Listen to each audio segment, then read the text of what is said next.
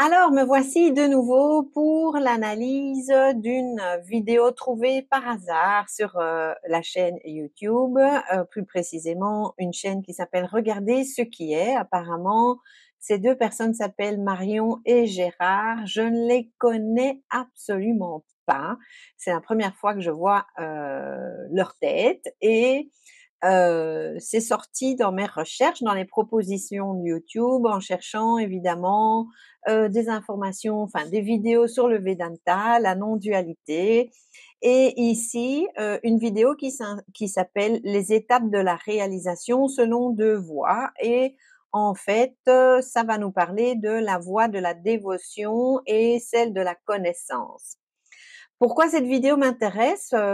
Pour voir un petit peu ce que ces personnes vont dire. L'idée de mes vidéos analyse slash critique, c'est uniquement à titre pédagogique, donc pas pour m'amuser à démonter ce que des personnes disent, mais pour démontrer surtout la puissance du Vedanta, qui est très peu connu en fait dans sa forme traditionnelle en francophonie, et pour faire comprendre que ce ne sont pas juste des idées, une philosophie, etc. Le Vedanta est un outil dont le seul et unique but est moksha, qui veut dire la réalisation de soi, la libération du personnage. Donc, ce n'est pas, comment dire, un courant spirituel quelconque, c'est vraiment un outil. C'est la science de la conscience. Donc ici, forcément, les étapes de la réalisation, ça m'intéresse parce que c'est justement le but de l'Advaita Vedanta. Et ici, la vidéo nous présente deux voies pour atteindre cette réalisation, pour atteindre moksha. Et en fait, la voie de la dévotion, ça s'appelle tout simplement Bhakti Yoga, et celle de la connaissance, c'est le Jnana Yoga. Le Vedanta est considéré comme du Jnana Yoga, donc vraiment la voie directe vers moksha, qui est la voie de la connaissance. Donc, on va écouter ce qu'ils vont dire. Je vais faire des interruptions et commenter. De grâce, écoutez ce que je dis, dans le sens, lâcher mon personnage, c'est le contenu que je vais transmettre qui est important, certainement pas le contenant. Donc, ne partez pas en sucette, mettez vos émotions de côté, genre « Ah, elle critique Pierre, Paul, Jacques et tout ». Non, l'idée, c'est vraiment de vous enseigner un peu de Vedanta et de faire une comparaison entre des enseignements qui ont fait leurs preuves depuis des millénaires, et le Vedanta tient debout face à n'importe quelle philosophie, doctrine, religion et j'en passe, et justement des choses qui sont tirées du vécu. Donc, j'ai aucune idée de ce que Marion et Gérard vont nous dire, si effectivement ce sont des enseignements alignés avec le Vedanta traditionnel, ou si c'est un mélange néo-Advaita, comme on dit, donc où une partie du Vedanta a été repris et a été un petit peu traficoté à la sauce New Age, à la sauce occidentale, etc. Ou simplement si ce sont des personnes qui se reposent sur des expériences, du vécu, des idées, plutôt que l'enseignement strict et hyper cadré du Vedanta. Donc c'est parti pour cette vidéo assez courte de 15 minutes. Est-ce que c'est juste dire oui et puis faire ce qui se passe et voilà. Non, c'est une forme de consécration. Ça veut dire c'est ça, oui. Ça veut dire que aussi souvent que la pensée s'en souvient, on va dire, aussi souvent que ça s'en souvient, n'agir que pour le soi et ou en tant que le soi. Donc là, en fait, on lui avait posé la question, parce que j'ai regardé les premières minutes pour voir si c'était intéressant, on lui a posé la question, c'est quoi le Bhakti Yoga? Enfin, c'est quoi cette voie de la dévotion? Donc là, il est en train de répondre, pour donner un contexte. En tant que le soi étant la marche au-dessus. Pour le soi, en tant que le soi. Oui. C'est ça la dévotion. La dévotion passe par là. la consécration d'une vie dédiée à ce qui est. Dédiée. La dévotion, c'est la consécration ou la dévotion, c'est la démarche non, là, la consécration, c'est de dédier nos actes à ce qui est, jusqu'au point où nos actes sont ce qui est. Alors bon, ben moi personnellement, quand j'entends cette vidéo, je fais pas trop la différence entre la dévotion et la consécration. Enfin, disons que j'aurais aimé qu'il m'explique ce qu'il entend par là exactement. La dévotion, c'est du bhakti. Donc, c'est effectivement servir une image divine, on va dire ça comme ça. Si tu es en Inde, ben, tu vas choisir Ganesh, Krishna, etc., etc. Si tu es ben, un Français ou une Belge, ou tu vas peut-être plutôt choisir Marie, Jésus, mais de toute façon, c'est du bhakti. Tandis que donner toutes ces actions à Dieu, ça, on sort quand même du bhakti yoga et on entre dans le karma yoga. Karma veut dire action au départ. Et donc, pratiquer le karma yoga, qui est un incontournable pour la réalisation du soi, allez, c'est l'action de dévouer ses actions, d'offrir toutes ses actions à Dieu, peu importe comment tu veux l'appeler. La dévotion, c'est l'amour, le respect, la gratitude, l'humilité, le oui intérieur, etc. Je n'ai pas tous les mots, hein, vis-à-vis de ce qu'on appellerait Dieu d'une façon générale, ce qui est. Après, chacun peut en avoir une représentation ou pas.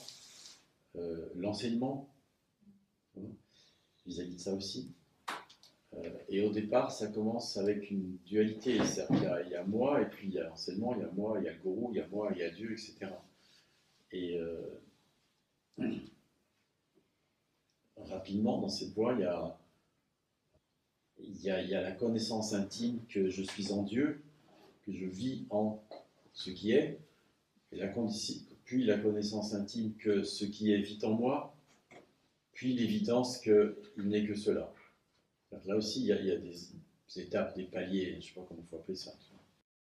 C'est très joli ce qu'il vient de dire et très juste, dans le sens où, bon, ben, il a défini la dévotion, effectivement. Je vais pas repasser par tous les qualificatifs et allez, c'est tout à fait juste ce qu'il disait. Et aussi, ce qui est juste, c'est que ça commence toujours par la dualité. Effectivement, quand on parle de non-dualité, on oublie que ça s'adresse à une réalité duelle, à savoir la conscience que je suis est non-duelle, mais justement, elle n'a pas besoin qu'on lui enseigne qui elle est. Par contre, quand je me prends pour Delphine, le petit personnage, là, j'ai besoin d'outils et notamment le bhakti yoga, cette dévotion, et du coup, je vais projeter vers l'extérieur. Je vais être moi à pratiquer la dévotion ou le karma yoga, donc je donne mes actions à Dieu, et du coup, ben oui, je vois Dieu à l'extérieur de moi. Et ensuite, effectivement, il y a plusieurs paliers qui se produisent. Il l'a très bien exprimé. D'abord, c'est oui, Dieu est autour de moi. Ensuite, je le ressens à l'intérieur de moi. Et puis après, ça fusionne. Mais bon, faut voir s'il va développer ou pas. C'est un très bon résumé, mais faut voir si, allez, s'il développe ou pas. Et évidemment, s'il développe, ben, faut voir ce qu'il va raconter là-dessus, parce que ce sont des subtilités et ça demande d'être capable de pouvoir jouer entre le relatif et l'absolu. Ça veut dire quoi? D'être capable de jouer entre le multiniveau de notre réalité, à savoir, je peux regarder à partir de Delphine, donc ça c'est allez, l'expérimentiel, le relatif, et je peux regarder à partir de la conscience, le soi que je suis, qui est hors du temps, hors de l'espace, jamais né, entière et complète. Et donc là, je regarde depuis l'absolu. Donc, allez, il y a plusieurs niveaux en fait dans la façon de regarder. Je ne sais pas s'il va partir là-dedans, hein, aucune idée. La réalisation, c'est le moment où il est réalisé qu'il n'est que cela. Il n'y a pas, le Père et moi sommes un, il n'y a pas de distinction possible entre les deux. Tout est cela. Il n'est que cela. Ça, c'est par la voie de la dévotion. Et ultimement, en fait, Alors là, je mets un petit bémol. Bon, il a peut-être pris un raccourci, hein, attention. Mais réaliser que tout est cela, donc réaliser la non-dualité, ça ne se fait pas grâce au Bhakti Yoga, donc à la dévotion. Ça se fait grâce à la connaissance. Le Bhakti Yoga, tout comme le Karma Yoga et comme la plupart des yogas, la grande majorité des yogas, c'est fait pour calmer l'esprit, préparer l'esprit. Ce sont des étapes de préparation. Mais seul le Jnana Yoga, donc le yoga de la connaissance, est le yoga ultime qui va débloquer en fait le système d'identification, qui va faire que tu arrêtes de te prendre pour ton personnage et que tu vas réaliser effectivement que tu es cette conscience et qu'il n'existe que ça. Rien n'existe en dehors de Brahman. Brahman, c'est la réalité absolue. Mais cette réalisation, elle se fait par la connaissance, pas par la dévotion. Donc là, il a pris un raccourci. En fait, à la fin, il est réalisé que, et il n'est que cela, et l'organisme vit en cela, et cela vit en l'organisme, et il n'est que cela. Si...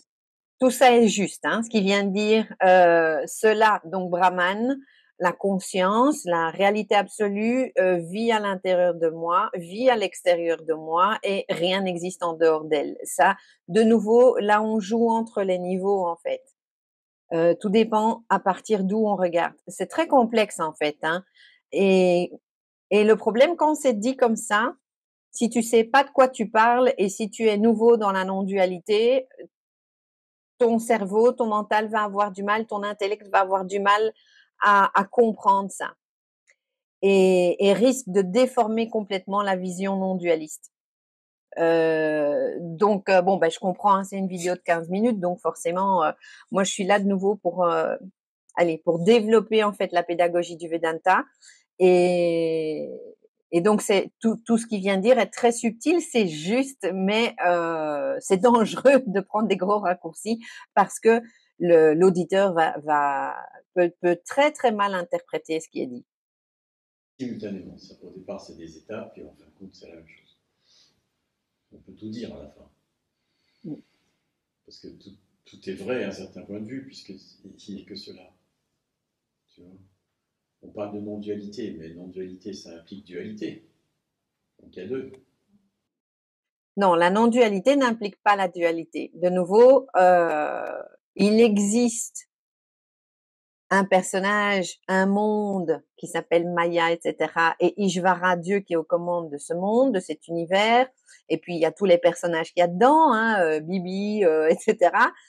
Et donc, tout ça crée une bulle d'illusion et d'ignorance où se joue une expérience duelle. Mais ce n'est pas réel, de la même façon qu'un rêve. La seule vérité par rapport à la réalité, c'est le non-dualisme. Donc, c'est pas qu'il existe les deux, c'est qu'il y en a un qui est réel et l'autre qui est pas réel. Ça, c'est très, très, très, très pointu, très, comment dire, c'est pas quelque chose sur laquelle on peut faire des à propos, des plus ou moins au niveau du Vedanta. Hein. L'enseignement est très clair. Il y a le réel et l'irréel. Il y a Satya et Mithya. La dualité est Mithya, irréel. Et enfin, soit. Ben non. En même temps, non. Il n'y a que cela. Les mots iront jamais.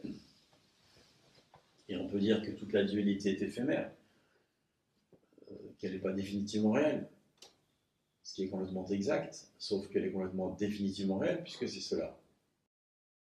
Non, elle n'est pas définitivement réelle. Ça existe, mais ce n'est pas réel. De la même façon qu'un rêve. Ça, j'aime bien cette analogie. Ton rêve n'est pas réel. Quand tu te réveilles, tu te rends compte que t'as pas bougé d'un poil et que ton existence n'a absolument pas changé. Mais ça a existé quelque part. Parce que tu t'en souviens, parce que tu l'as expérimenté, parce que tu l'as vécu. La vraie différence entre le réel et l'irréel, c'est que l'irréel a un début et une fin. Tout ce qui a un début et une fin est mithya, irréel. Donc, mon existence est mithya, la planète est mithya, on sait bien que toutes les planètes vont finir poussière, toutes mes expériences sont mithya. Et par contre, ce que je suis, la conscience hors du temps, hors de l'espace, intouchée, intouchable, entière, complète, jamais née, elle est satya. Elle est complètement en dehors du jeu. Donc, seul ce qui est permanent est réel. Seul ce qui a ni début ni fin, ni commencement, ni ni terminaison. Je sais plus, le mot ne me revient plus. Enfin bref, ça c'est non réel. Donc attention, je suis très exigeante. Hein. De nouveau, c'est pas que ce qu'il dit est complètement faux et qu'il est complètement à côté de la plaque, mais le Vedanta demande une grande exigence. Pourquoi? Parce que il demande une énorme clarté. Pourquoi? Parce que de nouveau, cette fameuse réalisation, moksha, ce qu'on appelle l'illumination dans les langages courants populaires de la spiritualité, dépend de cette connaissance. Et donc, du coup, la clarté est essentielle et incontournable. D'où l'exigence sur la terminologie, les définitions et les explications. Et c'est ça que le Vedanta, tout comme les enseignants du Vedanta, sont intransigeants et ne laissent passer aucune erreur. Pourquoi? Parce que c'est important que celui qui écoute n'ait aucun doute par rapport à ce qui est raconté.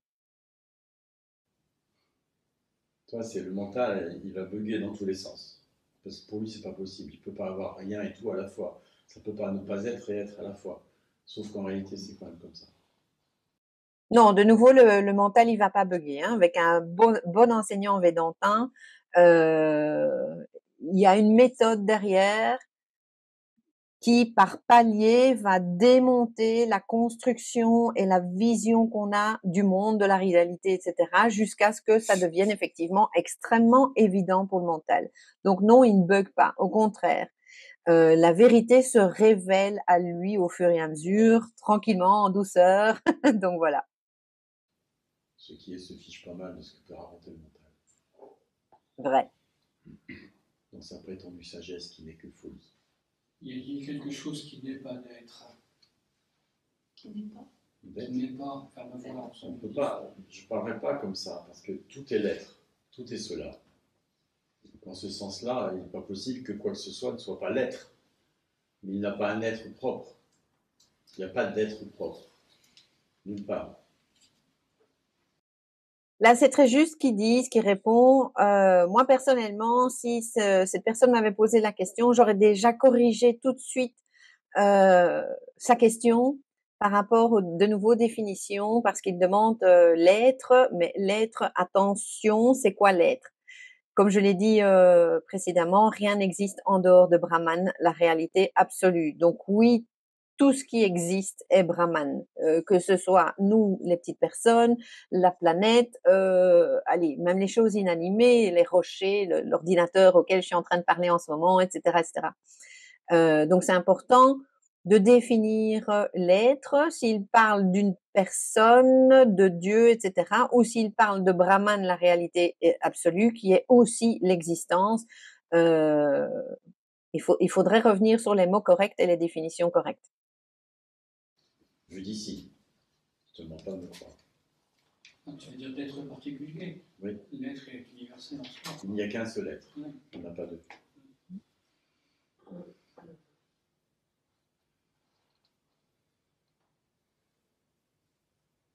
Et dans la voie de la connaissance, on va d'un côté investiguer la nature de la réalité. Est-ce qu'on pense les pensées? Est-ce qu'il y a un mot auteur? Est-ce que, etc. Ou déposer tout, essayer d'arrêter d'être. Qu'est-ce qui reste? Etc. Avec ces deux côtés-là de l'investigation. D'un côté, l'investigation des phénomènes. De l'autre côté, l'investigation de ce que je suis en réalité. Jusqu'au point où il a réalisé qu'il n'y a pas d'auteur, que je suis être, je suis.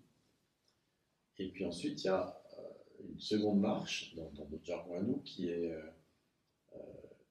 je suis lui-même est connu, l'être est connu, on peut en parler. Qu'est-ce qui le connaît? Et un jour, il y a absorption en tant que ce qui est, inconnaissable, retournement, vision des phénomènes comme étant non définitivement réels, puis épousailles des phénomènes en tant que ce que je suis, en tant que ce qui est. Et c'est fusion. dans l'apparence des phénomènes, parce qu'en réalité, ça a toujours été fusion. Il n'y a jamais rien eu d'autre que cela, et tout est en fusion, tout le temps, pour mettre un mot dessus. Ok. Alors, il parle à un moment donné de la reconnaissance du fait que nous ne sommes pas les auteurs de nos actions. C'est vrai, mais là, de nouveau, il prend des gros raccourcis. Pour quelqu'un qui ne connaît pas les enseignements, c'est très compliqué d'écouter ce que ce monsieur nous dit en ce moment.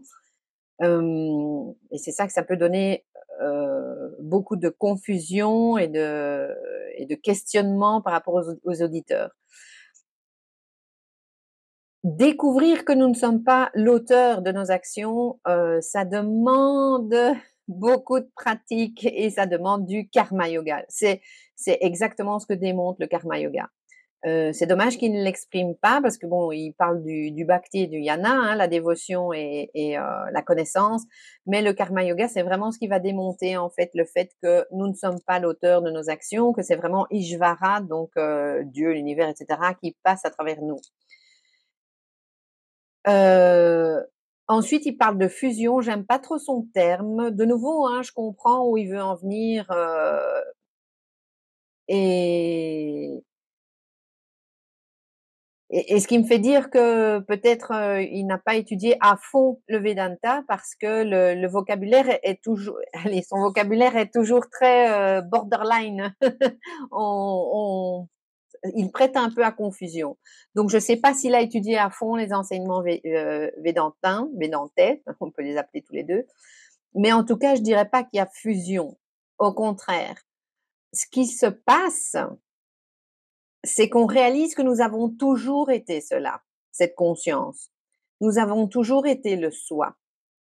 Et ce qui se passe, c'est que le personnage, en fait, n'est pas fusionné. Il arrive, le Vedanta en parle très bien, c'est une superposition en fait sur la conscience qui du coup se prend pour ce qu'elle est en train d'observer, se prend pour ce petit personnage.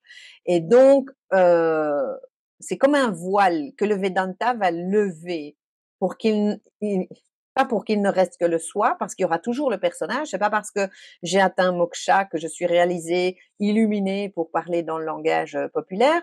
C'est pas pour ça que mon personnage Delphine n'existe plus, le truc saute. Non, il est toujours là. Mais par contre, ce qui se passe, c'est que le personnage devient de plus en plus transparent. Et le soi s'exprime de plus en plus. La conscience est de moins en moins voilée. Mais donc, il n'y a pas de fusion, parce qu'une fusion, par contre, attention, on est en train de glisser dans la dualité. Parce qu'une fusion, c'est quoi? C'est deux éléments qui se mettent ensemble. D'ailleurs, il a fait le geste avec ses mains. Or, si tu parles de non-dualité, il n'y a qu'une seule chose, il n'y a pas de fusion. Donc, il y a une seule chose qui prend conscience de ce qu'elle est, qui est en fait dans une apparence, une réalité, une expérience plutôt duelle, qui se trouve en fait dans une réalité d'ignorance, et l'ignorance est soulevée et elle peut enfin se voir elle-même, en quelque sorte, parce que la conscience ne peut pas se voir elle-même, mais elle peut se réaliser à travers l'expérience duelle. Mais il n'y a pas de fusion, jamais. Et tout a toujours été fusion. Pour dire qu'il n'y a que fusion entre inconnaissable et connaissable. Fusion signifie pas mélanger, comme on entend. Impossibilité de dissocier quoi que ce soit. Souvent, on mélange la fusion, ce qui est recherché dans l'état amoureux, souvent, et cette fusion-là dont on parle, qui n'est pas la même chose. Effectivement, là, je vois que la dame intervient. Pourquoi? Parce que fusion, attention, c'est pas comme deux êtres qui se mettent ensemble. Donc, allez, je trouve que le mot fusion est très très mal choisi et prête à confusion. D'ailleurs, la preuve, hein, hop, allez, ils sentent eux-mêmes que c'est bancal, hein, l'histoire de fusion. Donc, non, il y a absolument pas de fusion parce que justement, si tu veux dire que si tu veux expliquer que la réalité est non-duelle, Advaita, c'est justement non-duel. La traduction stricte sanscrite de Advaita, c'est un sans second. Et donc, tu peux pas avoir une seule chose sans qu'il y ait une deuxième chose et créer une fusion. C'est pas possible. Et ces deux voies Vous voyez la différence ou sont pas? une en fait, hein. Très vite deviennent une. Non, tu vois pas la différence. C'est-à-dire que C'est pas une fusion où tout est mélangé, c'est une fusion où il n'y a pas de possibilité de séparation. J'ai l'impression qu'il faut intégrer le paradoxe pour arriver jusqu'au moment où il n'y a plus de paradoxe. On peut dire ça comme ça, mais là c'est l'impression. jusqu'au moment où le paradoxe est connu comme non paradoxal. Il y a une grande rigolade. Non, il faut juste de la connaissance et des explications claires. Et là, ça saute. Et un mental préparé à entendre cette connaissance. Et évidemment, un petit coup de pouce d'Ishvara pour faire, Ishvara c'est Dieu, l'univers, pour faire en sorte que ça s'infuse et que ça vienne débloquer. Parce que c'est pas de la connaissance strictement intellectuelle, il y a quand même autre chose qui se joue derrière aussi. Mais bon, voilà, c'est pas un truc qui arrive par hasard. Il y a une préparation pour la personne pour intégrer cela, que tu es cela, que la réalité est non duelle, pour arriver à cette fausse fusion, qui est plutôt une révélation à soi-même.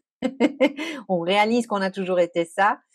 Et c'est d'ailleurs le plus grand non-événement, hein, l'illumination. C'est vraiment, j'arrête pas de le dire, mais c'est vraiment le plus grand non-événement. Hein. C'est pas une fusion cosmique justement, un orgasme mystique ou je sais pas quoi, hein, ou un samadhi, peu importe. C'est vraiment la connaissance qui finalement, paf, il y a un clic qui se fait et une espèce de bascule qui se fait dans l'esprit.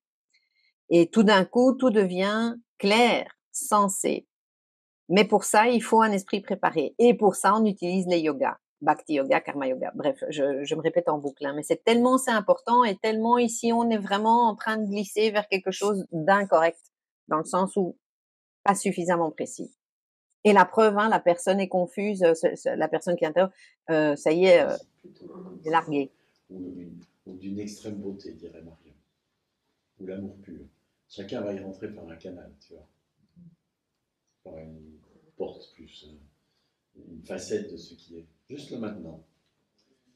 Tu vois Marion, tu vois Gérard, tu vois le canapé, etc. En réalité, c'est pas vrai. En réalité, il y a une seule image. Oui.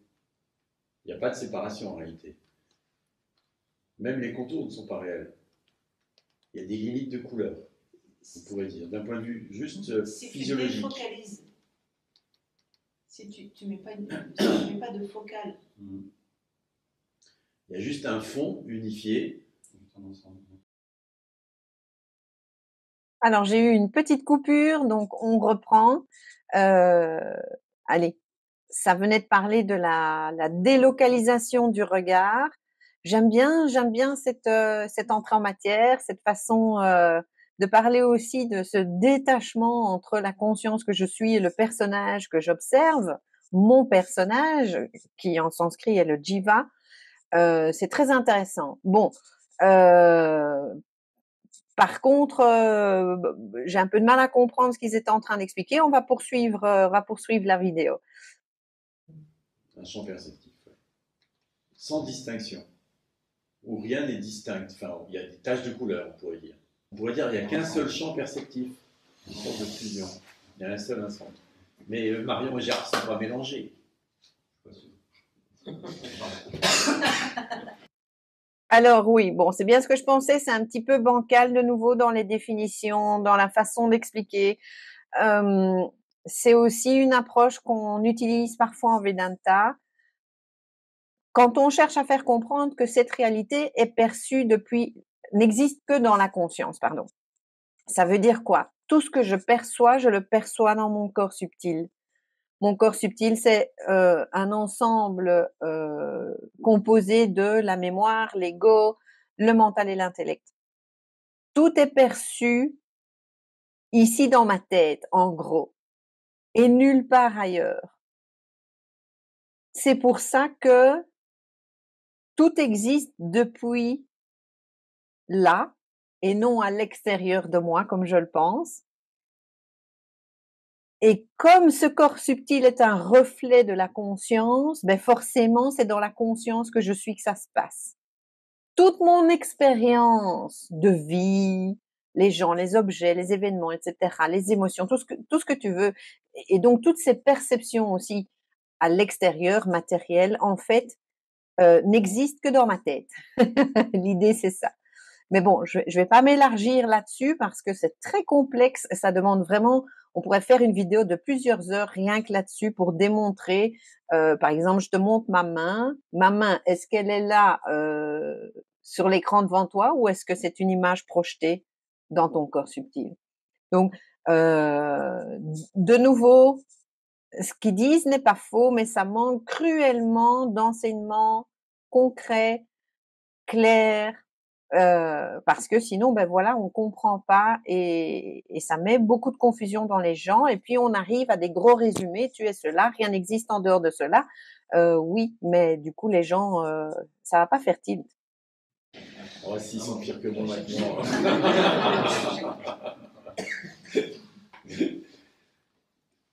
Tu vois, c'est pas une fusion où on ne sait pas qui est qui, où tu vois, c'est un seul champ unifié perceptif, on pourrait dire.